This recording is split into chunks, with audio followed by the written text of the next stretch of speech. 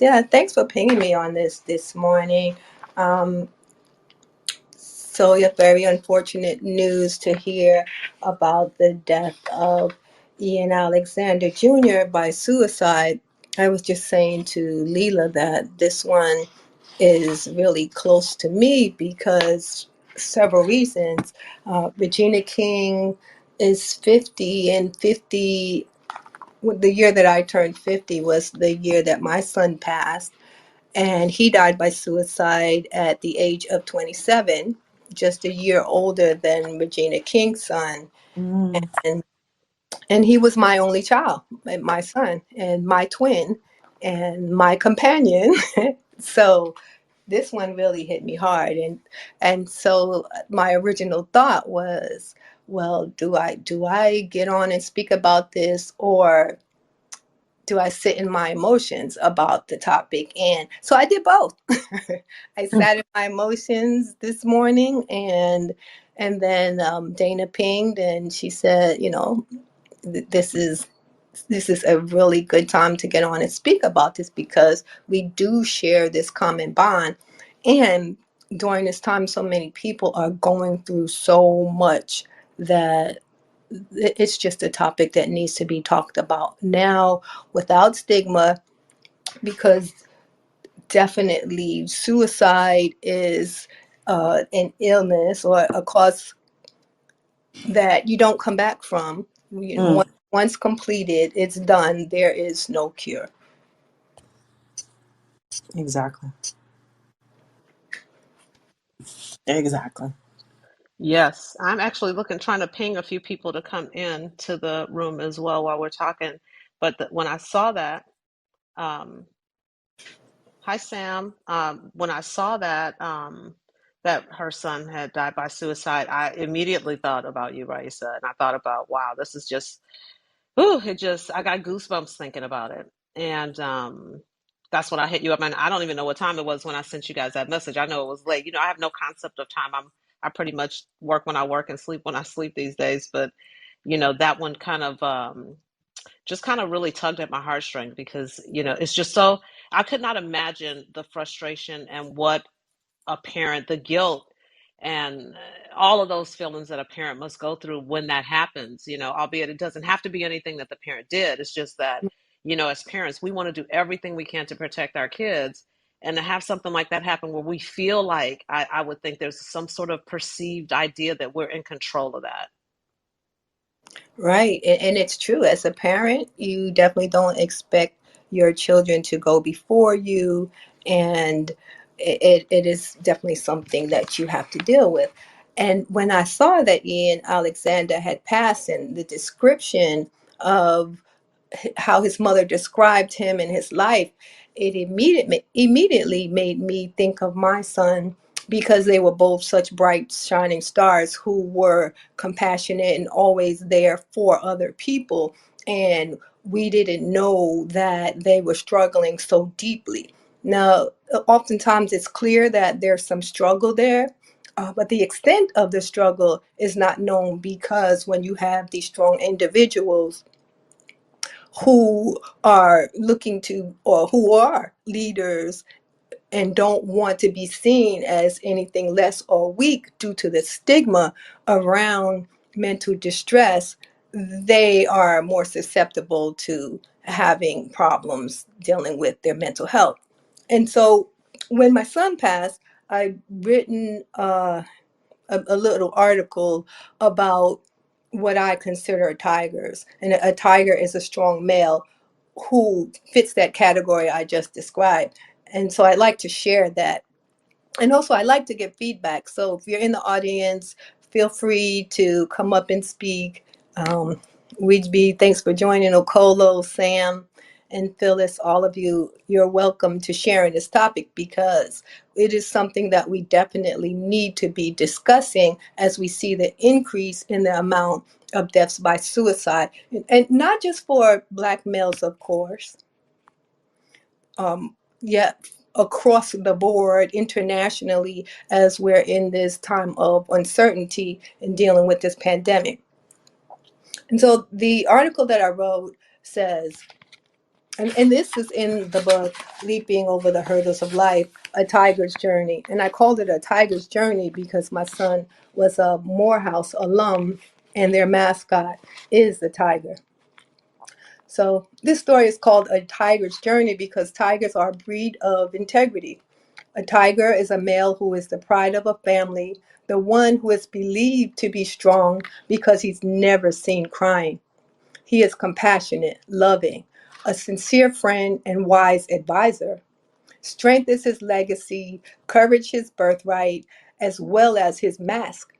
Yet, because of these attributes of manhood, the world can be a heavy burden, for a tiger wants to carry the weight for his loved ones. You may never see his pain because he wants you to see only strength. He also tends to have a great smile. We think our tigers are indefatigable, yet they are not. They see the world that does not reflect their compassion and sometimes end up lost. We need to teach our young tigers that exterior circumstances may cause pain, but that they are truly only false evidence appearing real, the same fear that causes chaos in this world. To counter this, we can teach and reinforce divine law from cradle to grave. Fathers and elders talk to young men more so that these young tigers know that they are not alone. It's truly a rite of passage to face diversity in this world, to transcend limitations and cross that plateau to get to the truth of who we are. We can share knowledge, skills, talent, and information. We care through actions and deeds. Brothers, be friends and your brother's keepers. Sisters, check a brother's pulse, nurture, and, in fact, help a brother build a brother's strength so that you, in turn, can lean when you need to. I say tigers because lions roar and repel. Alpha male pack leaders fight to inherit their space. Yet tigers process energy differently through compassion.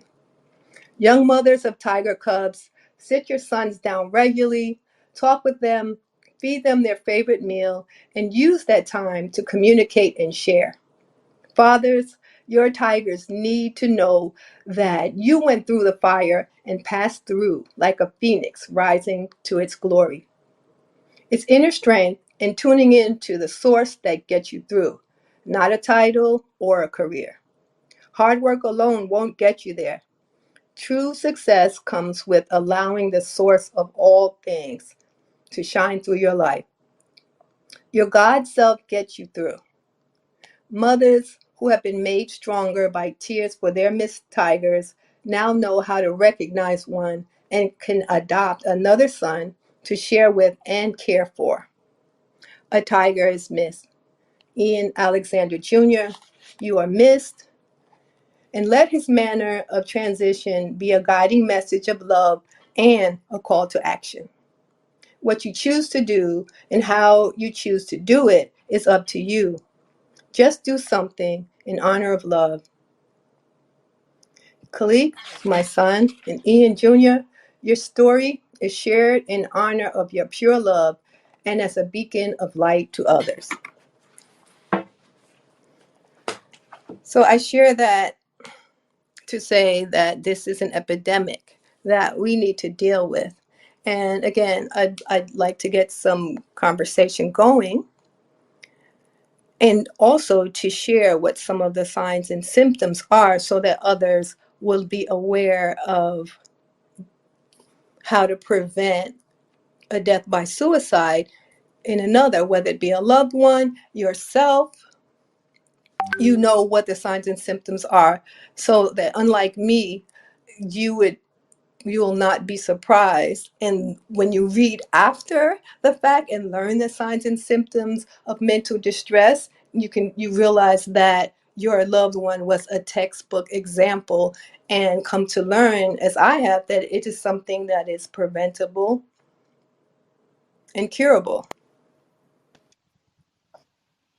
I absolutely love what you wrote there, and it's just how do you help someone who is really trying to reach their child and not able to, what about like if, for example, if someone had some sort of a drug affliction, how do what are some of the steps that one could take if you're trying to reach your child who is, you know, who is not paying attention because they're having drug issues, you know, where do you start there?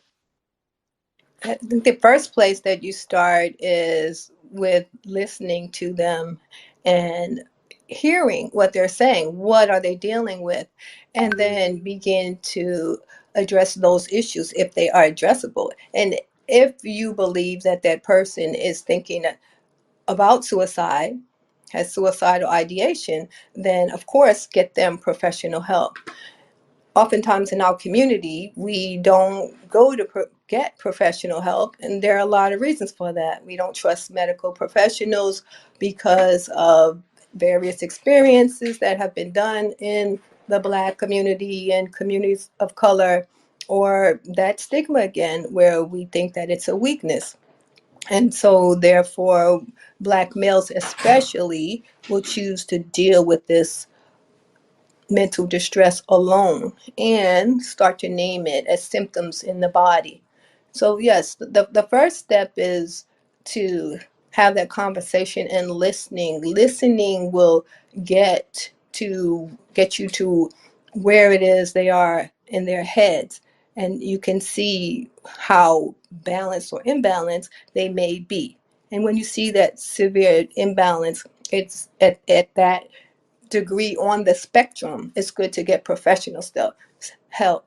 Now, there are a lot of steps that can be taken in between before you get to that point. And my focus as a life coach is around mental balance and helping people not get to that end of the spectrum. But today, I put on my hat as Raisa, the CEO of the Young Tiger Foundation for Suicide Awareness and Prevention. And if there's anyone in the audience who deals with mental distress and you have any tips on how it is that you help yourself, I invite you to come up and speak before I get into some awareness and prevention tips. Phyllis, Yes, hi. Can you guys hear me? loud and clear. Okay. My experience, or limited, though limited, but I find that a lot of times when people come, when the kids or young people come to us and they say they have a problem, if they're able to speak about it, because there's so many things that they keep secret, and because they don't want to appear weak, or they don't want to hear, okay, you'll get over it, just make yourself happy, just don't think that way, think this way, or do this or do that. And so a lot of times they hide what they're really feeling because they want to appear okay, so they smile and go on, as if nothing's wrong. So that's the hard part about suicide, is because you can't see always the pain that they're in, and they don't always share the extent of it. You know what I'm saying? And so they want to look like they've got it. It's okay, I've got it. And then people will say, well, you got it. Don't worry about it. It's going to pass, or you'll grow out of it, or you just got to do this, or you just got to do that. And so that's just my take on it. My brother attempted suicide, um, and sometimes I think that maybe, like, he may not have really wanted to die. He may have wanted attention, but I don't know that which one that is, because he survived. But I know that there are people who don't tell. They just don't tell their real feelings. That's my thing. And that is the case most often. Thanks for sharing, Phyllis. uh, Most often people don't share their feelings, so you have to look for the signs and the symptoms. And some of those symptoms include moodiness. It could be a long lasting sadness, or the person could be having mood swings, or other symptoms of depression, such as just hanging out in their room. isolating themselves. But in general, you see that they are at disease and they're not their normal self. They may appear unhappy or apathetic or show signs of severe anxiety. Well, one of the key things, as I mentioned earlier, is that people who are at that far end of the spectrum of mental distress usually tend to pull away from friends and have little to no social contact. And in the work environment, they may pull away in that manner as well. Or the opposite, where you'll see that they're more irritable, that they're having altercations with their coworkers more frequently, and just in general having problems at work or dealing with other people. I know in the case of my son, he became more reckless. Like he would drive really fast, or he would hang out. He began drinking alcohol to the extreme. And these are not things that I knew personally. These are things that people around him all knew little pieces of information. Like he might drink around one person or drive really fast around another, and at the end of the day, we were able to piece together that these signs and symptoms were there. The anger and rage was there, especially with men. Men tend to externalize their feelings by blaming other people and act out their frustration through anger. Men also tend to attribute distress signals from the body as physical maladies versus something that is on a mental level or an energetic level. And sometimes people even go as far as getting their affairs in order because they're ready to leave and pass on. And a lot of times when they do that, a sense of calmness comes over them because they know that they won't be here much longer. And so these are the things that we can watch for, because we know that people don't generally tell you that they're thinking of contemplating suicide or that they're at a point of mental distress.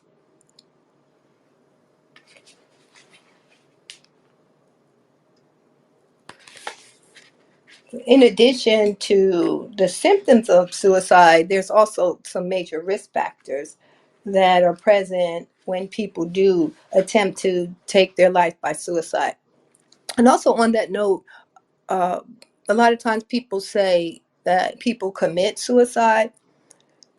If we look at the word commit, it means to dedicate yourself to something. People do not dedicate themselves to taking their own life. Remember, self-preservation is the first law of nature. And so definitely something is out of balance.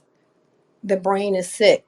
So it's not an intent to the point of I'm going to take my life just because I don't want to be here. It's more so along the lines of I'm taking my life because the pain and anguish that I feel is so extreme that my brain cannot think of any other way to handle this pain than to signal me on in this endless do loop of despair that I don't see any way out of. Okola, did you want to say something? Welcome to the stage.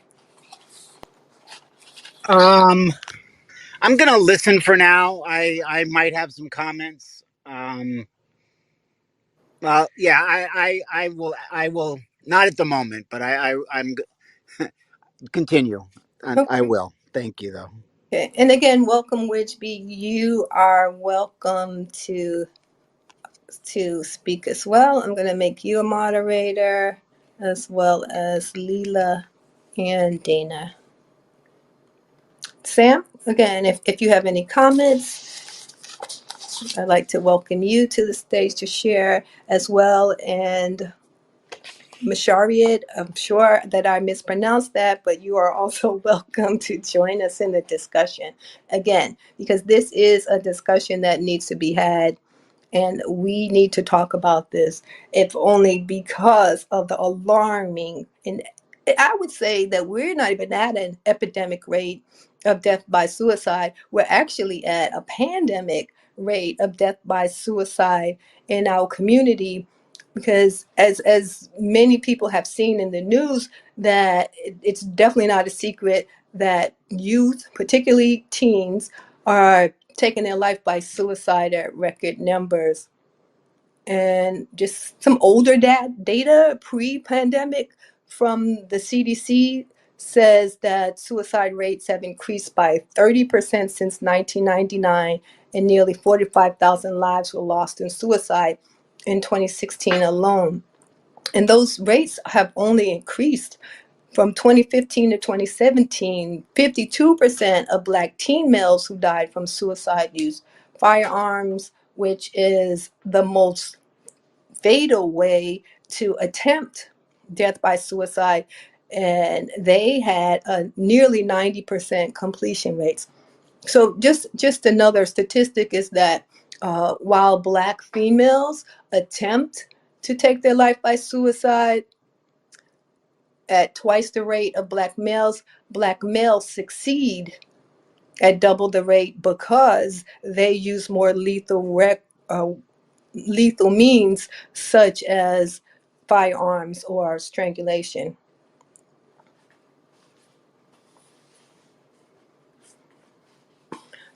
Okay, so I'm going to jump into what some of the major risk factors are. And we're talking about no stigma for suicide, because once suicide is completed, there is no cure. One is totally a lack of diagnosis, which is what my son had on his death certificate. They labeled it undiagnosed depression. And this is the group that's at the greatest risk because no medical attention or personal attention has been given to help them return to a state of equilibrium, because it was not known that there was an issue. Often, people who have PTSD have ideations of suicide. They definitely have it at a level that is higher than the normal population. People who are survivors of trauma, they often struggle with flashbacks and nightmares, and the replaying of trauma in the brain is what continues to cause imbalance, not that moves from the past forward into the future, because the energy of trauma and distress continues to attract more energy of trauma and distress. And then you have people who are abusing substances such as drugs and alcohol. Usually they start it to help ease the pain from the distress that they're feeling, and then it leads to further losses at its extreme, whether it's loss of family, friends, or a job as a result. Another risk factor is genetics. Studies have shown that there is a genetic connection between suicidal behavior, and if a family member had previously attempted or completed suicide, then we're actually at a greater risk of suicide ideation. And that ties into what's called contagion. If you, let's say you're a student in school and there was a recent suicide or suicide attempt by a colleague or classmate, then it's more likely that that brings up whatever repressed emotions or distress that an individual is feeling. And then you'll begin to see more and more attempts at suicide. And that's called contagion. When there are firearms in the house, that also creates a risk factor, because it makes it easier to make the attempt. My son had bought two guns prior to his death. And for whatever reason, that mother knows reason, I was like, I don't understand why you bought these guns. I don't want them in my house. And it was just like I knew that those guns were lethal. In what ways I didn't know. I thought that he might become angry and actually shoot someone else, but in this case, he actually used the guns on himself. Another risk factor is sleep deprivation. Whenever we're not getting enough sleep, the brain becomes fatigued and we have brain fog. The connections between the neurotransmitters in your brain are not able to function properly, and with that comes mental distress. And even a lack of hydration causes that same degree of mental distress. Sometimes when you feel that your brain is really foggy, and you're unable to complete thoughts, there are drugs out there too that are actually supposed to be antidepressants. And you watch the commercial and it says, take this if you are at risk of depression, anxiety, etc. And one of the side effects is ideation of suicide. So it's always good to have a deep understanding, or yeah, a deep understanding of what pharmaceuticals you're taking and what they do to your body, and when possible to use something natural, because there's a cure for everything on the planet. Any illness, any distress that comes from Mother Nature, there's that balance. If there's an illness, there's a cure. Another risk factor for death by suicide is when there's a major loss, like loss of a loved one, loss of a job, even a pet, a major financial loss, a divorce. Any type of death causes mental anguish in those who may already be unbalanced, to the point that it becomes a risk factor. Now, there are a lot of risk factors, and oftentimes it's not one factor that causes a person to go to that far extreme on the continuum of mental distress. It's generally a combination. For example, in my son, it was a previous loss of a job. Let's see, loss of his grandmother. I think that was the primary factor, the person who was his rock and the one that he leaned on to be most stable. And he had recently been incarcerated for disorderly conduct. Incarceration is another major risk factor, because one reason is embarrassment and shame, and the other is that the isolation that can come from incarceration causes imbalance. So at this point, I'd like to invite others to comment and chime in on either their experience or to ask questions.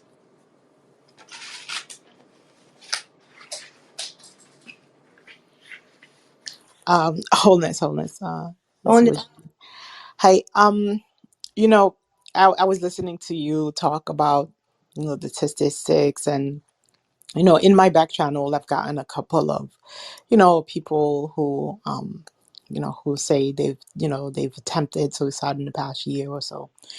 And, to me, I sort of like look at it spiritually, and if they are, in the midst of like, hey, I've attempted suicide or I'm attempting suicide, I tend to send, them to the professionals, like, with the suicide hotlines and things like that.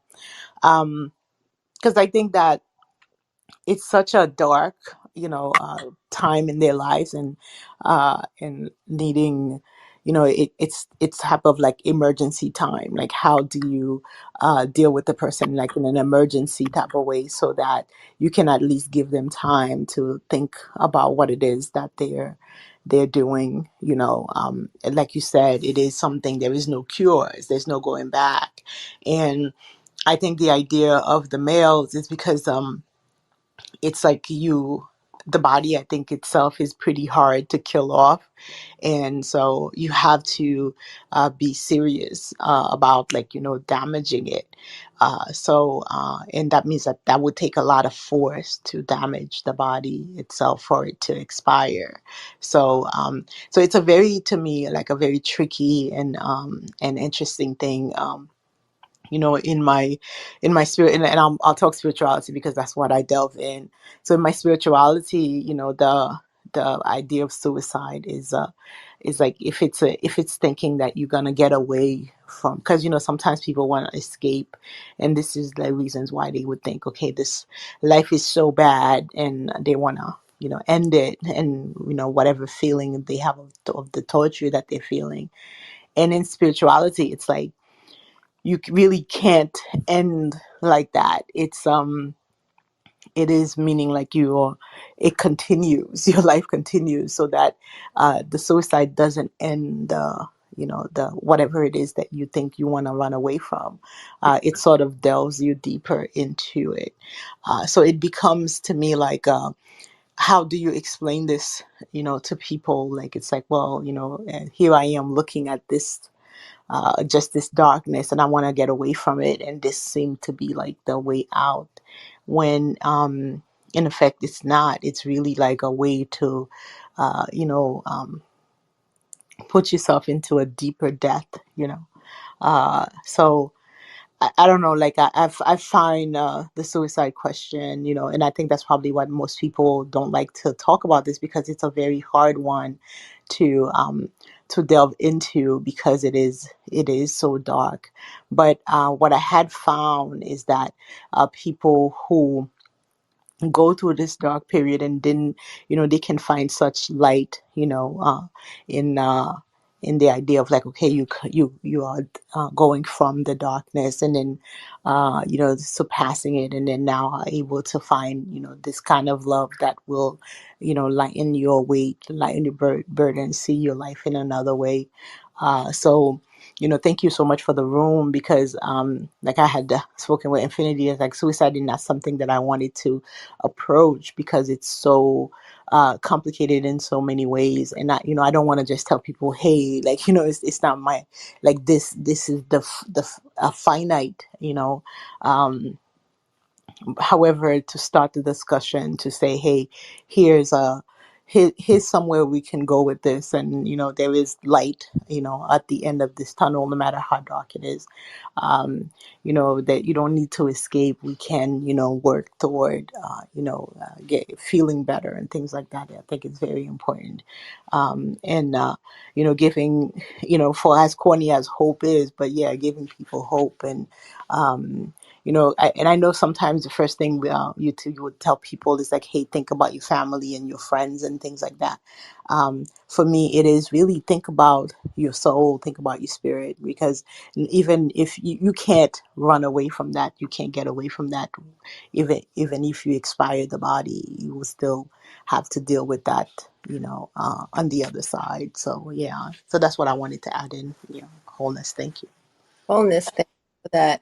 And I totally agree that that energy of distress, if you leave the planet in that energy of distress, that it carries with you to the next level of being, and karmically even into the next life.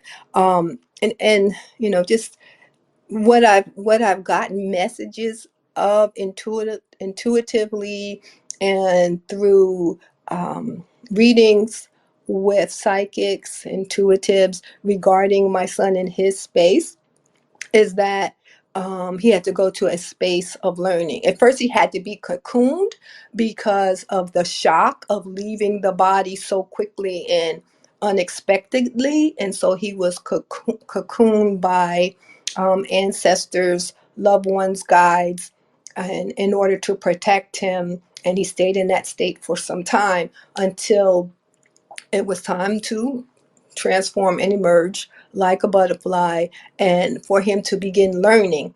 And his message to me, when his first message to me, is that I'm learning a lot and I'm moving through.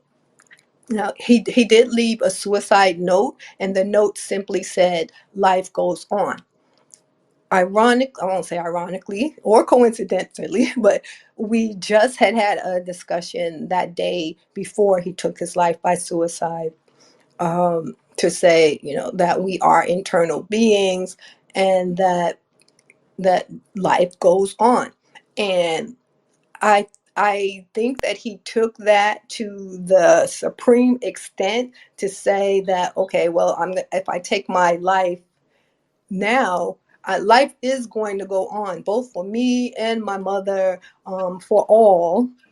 And so it's really not as major of an issue. It's just another perspective. Um, some people believe that suicide is a sin, and I personally don't believe that. And after especially going through this experience with my son and his death by suicide, it's a choice. It is not necessarily the highest choice, but it is a choice. And those who are left, the family, the friends, or the loved ones, are the ones who usually have the hardest time. Well, definitely always have the hardest time dealing with it, because we miss that person. And somehow we are also karmically attached to have had that experience with them. So there must be some type of an agreement to have that experience together and to learn and to grow from the experience. And so what I teach with the Young Tiger Foundation, for those who are what's called survivors of suicide loss, is that yes, life goes on, and that there is some growth and expansion for us who have experienced this as survivors that comes out of it. And that when we look at it from that perspective, that life is an experience that we're moving through, and there's always something to gain, no matter how traumatic the situation is. In fact, the more traumatic the situation, the more that we are able to grow spiritually, when we can adapt that and move forward in that light. It does make it so much easier. And I, and just for a quick reset, we're talking about no stigma, because once suicide is completed, there is no cure. We are honoring Ian Alexander Jr., the son of Regina King, and sending condolences to the family and loved ones of Ian. And if you'd like to comment, please, if you're on the stage, Infinity, welcome to the stage. Hi, thank you. Just listening, it's a very interesting subject. I like the title. I was just thinking sometimes there's no cure before suicide is completed, too. As a person who spent a great deal of my life living with survivor's remorse, it can be a very difficult existence. I did attempt suicide at age 19,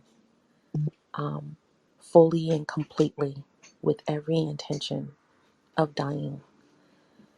And I survived. I survived that. And I was angry for surviving it. Thankfully, I did find healing. And I think that everybody doesn't get to find what I found, but I pray that they do. The point is that there are many people who don't find a cure, and they just simply exist. So I tend to have a similar point of view as you, Ra, with that. I think it's a choice. I don't condemn the choice. I hear what Witchby's saying. I'm not quite there yet. So this is an interesting topic. I don't want to put too much on it because it's also very heavy. So I'm just gonna mic down um, and let y'all continue. Thank you. Thank you, Infinity. Thank you for that share. Again, it needs to be discussed, especially for people who have had the experience of attempting suicide and did not complete it and were able to move forward with life and be able to enjoy life again. Trisha, welcome to the stage. Hi, I think this is such an important conversation. I mean, just the whole topic of suicide, we don't like to talk about it, but it needs to be talked about. It needs to, there's so many different perspectives about suicide, and I never try to have any kind of judgment because when I was a teenager, I had a really difficult upbringing, and even me as a teenager, having that experience of wanting to take my own life and just not be here. I think it's very human to have those feelings at some point in a person's life of not wanting to be here anymore. And, the more hardships and struggles you face, of course, you're going to have those types of feelings. But I wanted to share my professional experience. So I'm a medium, and people come to me to connect with their loved ones that have passed for several different reasons. But early on, when I started doing this work, I was given a task by Spirit to communicate with a lot of people that took their own lives. It was like maybe 2 months, and I was just getting a tremendous amount of suicide readings. And I was like, what is happening here?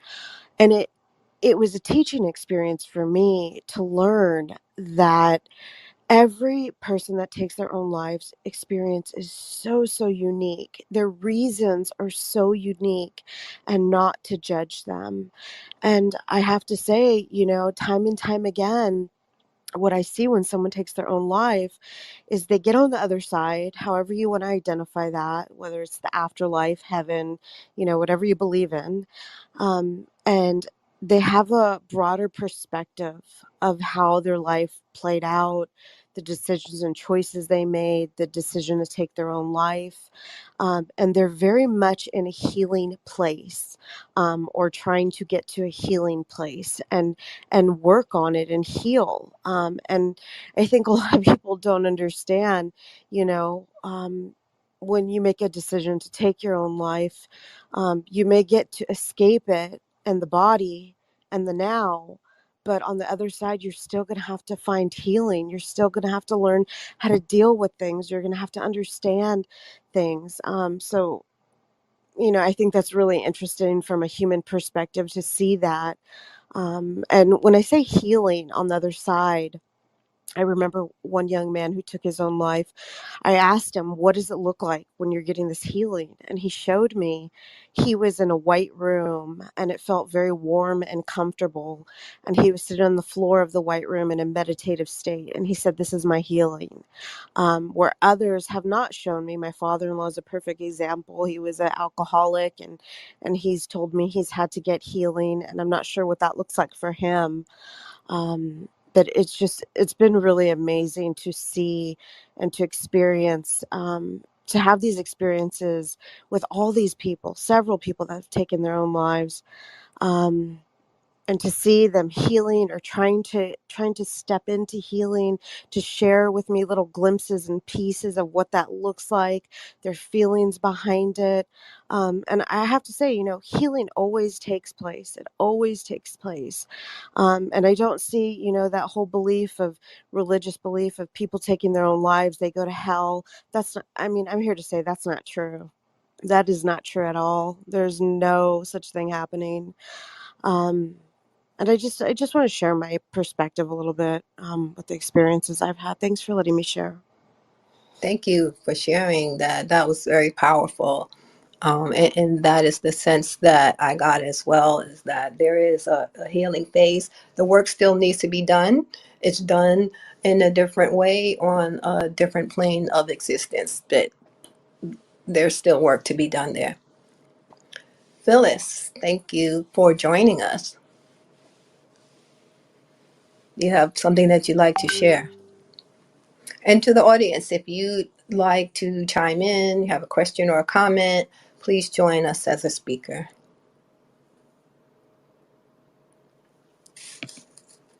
Okay, Phyllis, we'll move on to Dr. Kimberly.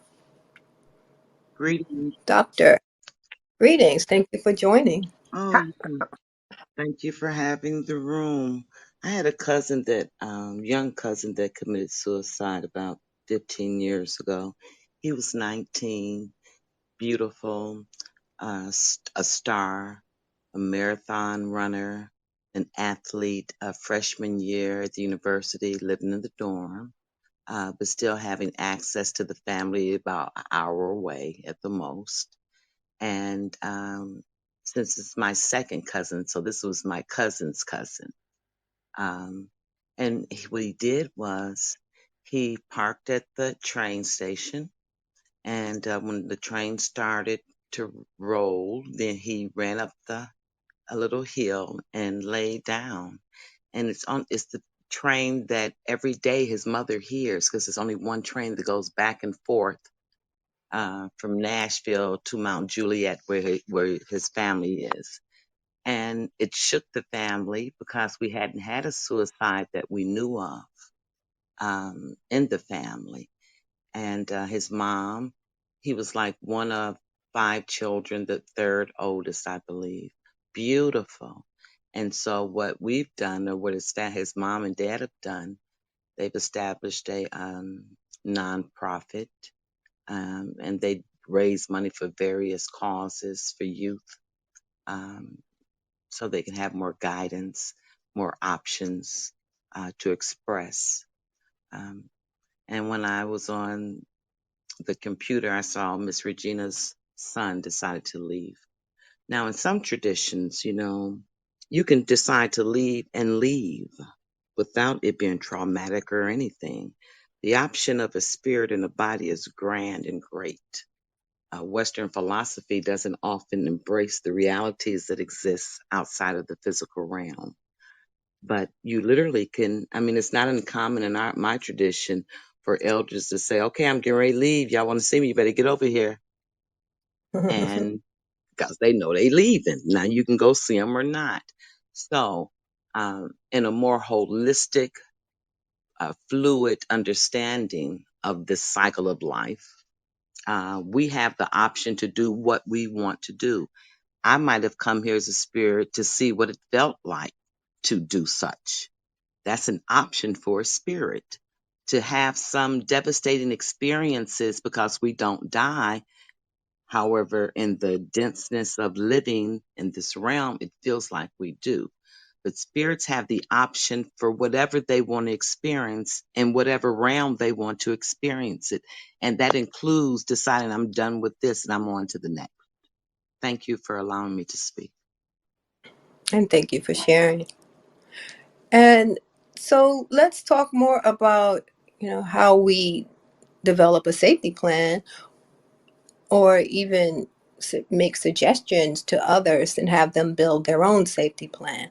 And as I mentioned earlier, um, I'm wearing the hat these days of Raisa, the life coach.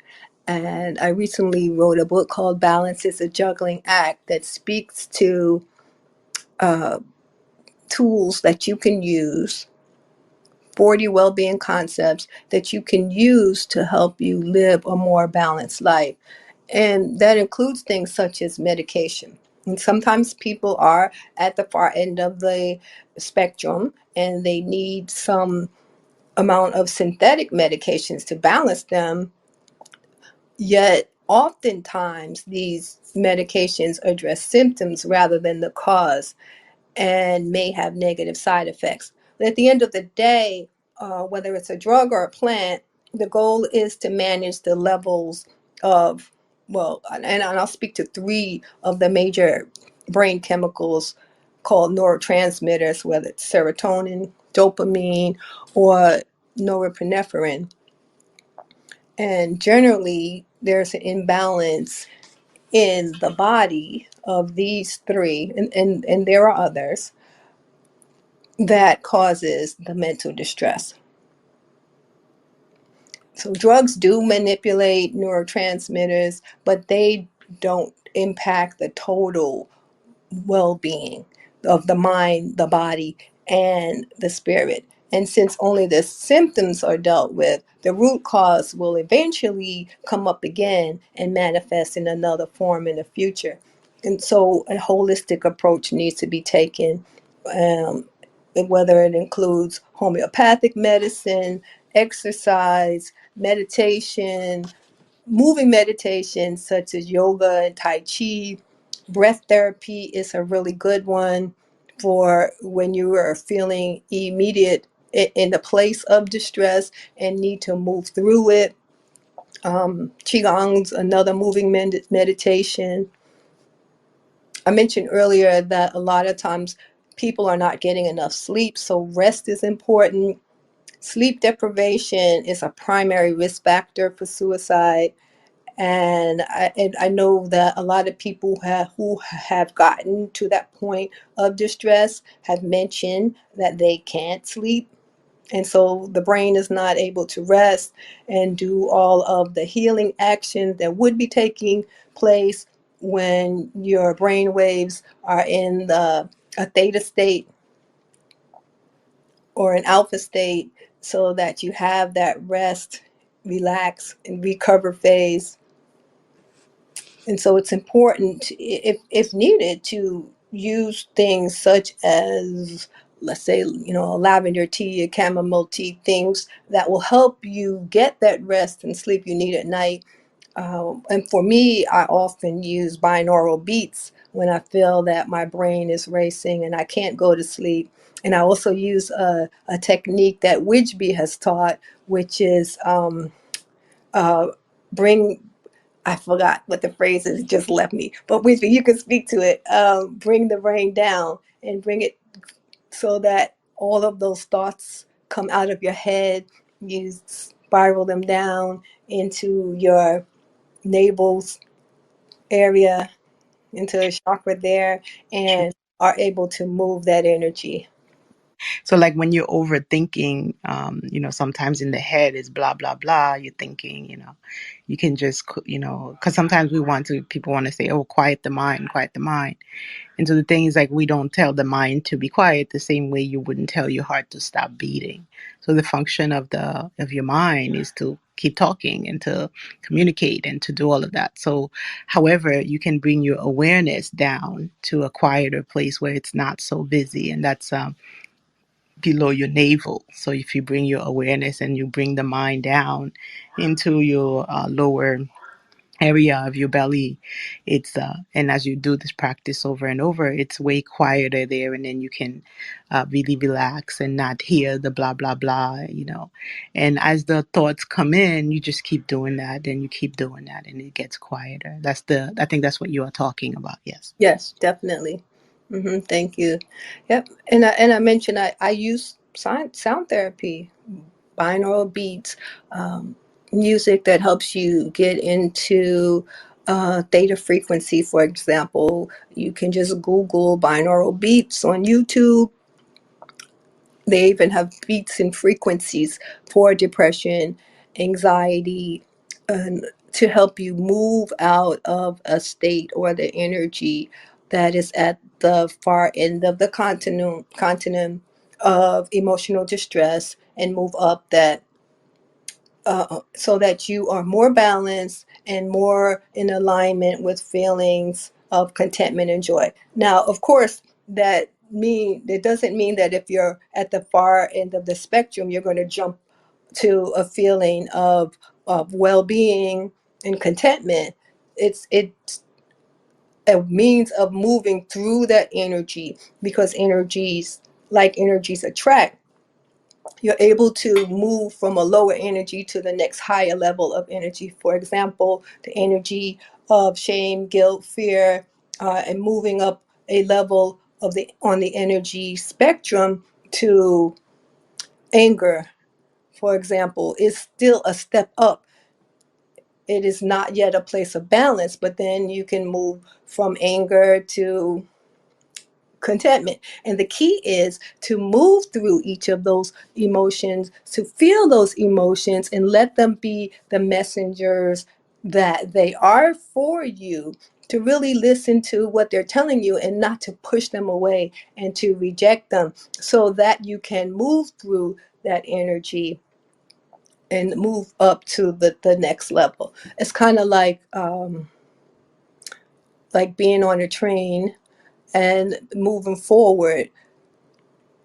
When the train is adding on other cars, that's the energy of attraction. So if you are able to move your energy to a higher level using tools, sometimes it's something as simple and basic as humming. It's humming increases the vibration of your body. Singing increases your body vibration. Chanting increases that body vibration. Using chants that are age old, that have worked for thousands and thousands of years, can also be used successfully for you because they have that energy that allows you to move to a higher level of vibration. So we know that sometimes you just can't do it yourself and you have to reach out to a professional. That's Kadar. That's my dog, Kadar. It's my companion. He has something to say. And so, in that case, you can use talk therapists, or some people prefer to use a friend, but just know that a friend doesn't necessarily have the means or ability to help you walk through extreme situations. And you're putting a lot of pressure on a friend to unload, oftentimes, something that is more than they can deal with. And so we have professionals for that. Do you think, with that being said, too, that we need to maybe toughen up a little bit as a society, as a culture, in order to accommodate that? Because part of the problem is that people feel ostracized when they do have these problems and they want to talk to us, and we're like, oh my God, it's too much for us. You know what I mean? Shouldn't we be training ourselves and other people to, instead of just shunning that person, to say, hey, we need to maybe get somebody else involved, or hey, maybe now's the time that we need to do professional help, and instead of maybe saying, hey, that's just too much for me to handle, or ignoring the person, or going away, or ghosting on the person. Yes, definitely. I personally believe that this mental health education should be taught from kindergarten on, because we are feeling beings.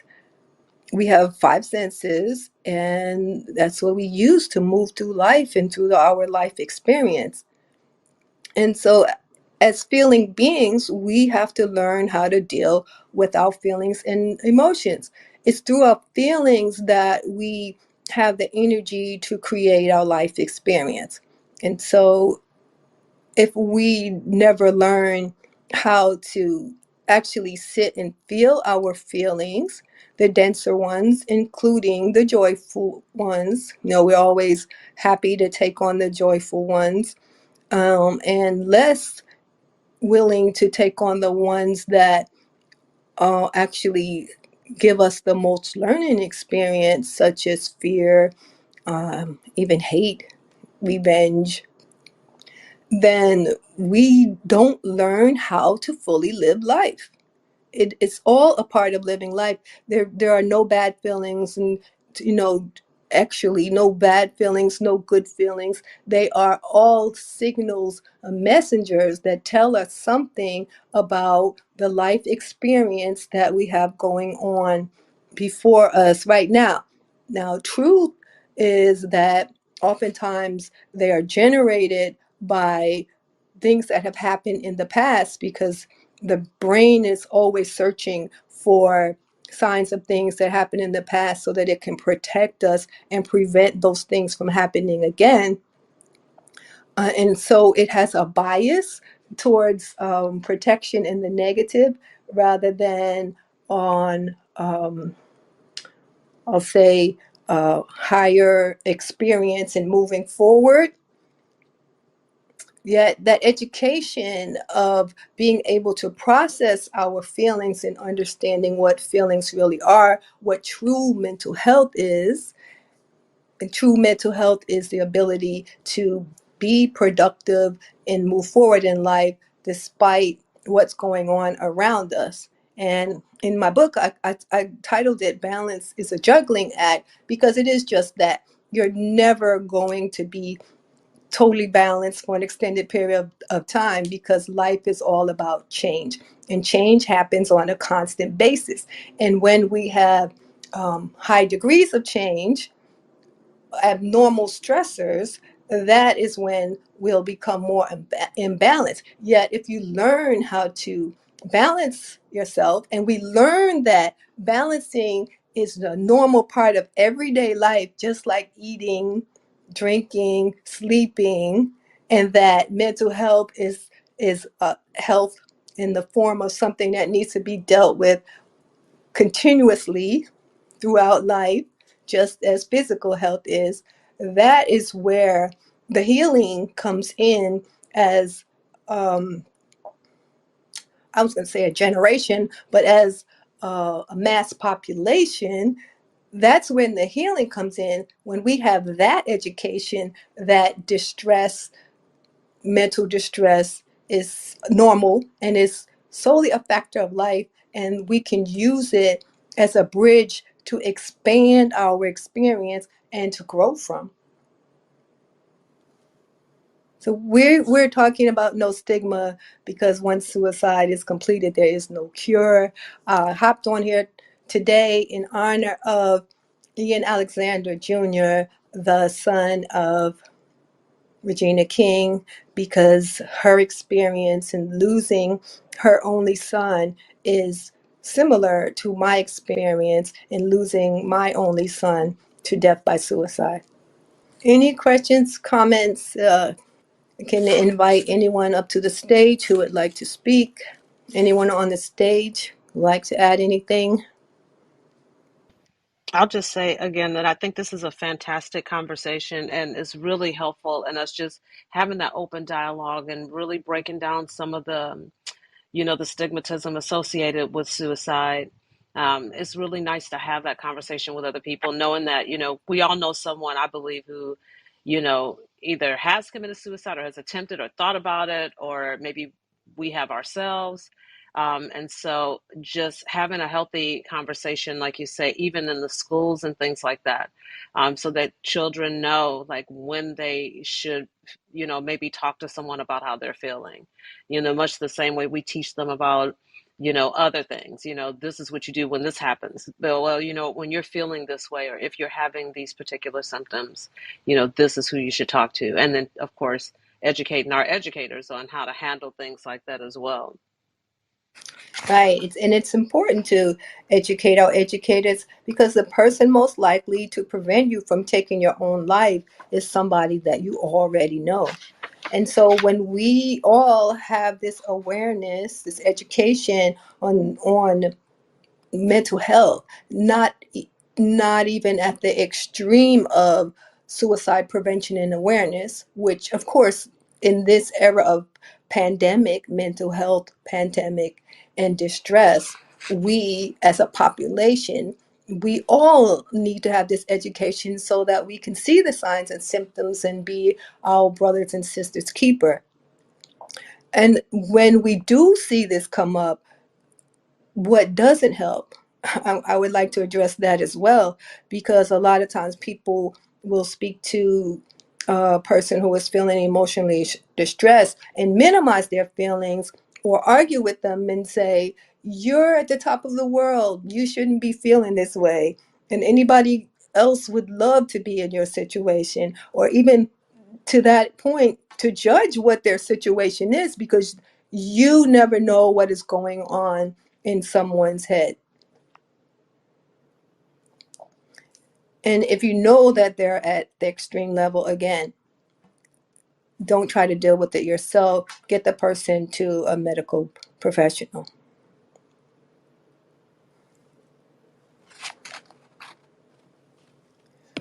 So with that, I'd like to invite anyone who would like to find out more about me, to find out more about balancing tools, to go to my website, www.raisa.com, which is dealing with my life coaching business. As I mentioned earlier, I'm wearing my Raisa Nazir hat as a suicide prevention and awareness as Chief Empowerment Officer for the Young Tiger Foundation. And you can find out more information about my not for profit at youngtigerfoundation.org.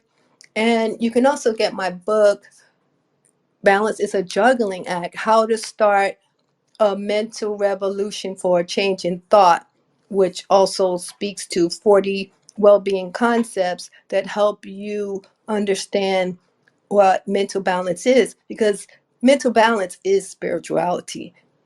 The book helps you see how the two are joined together. And you can find out more about me as an author at riseatauthor.com. Get the book on Amazon. Are there any questions, comments before we begin to close out the room?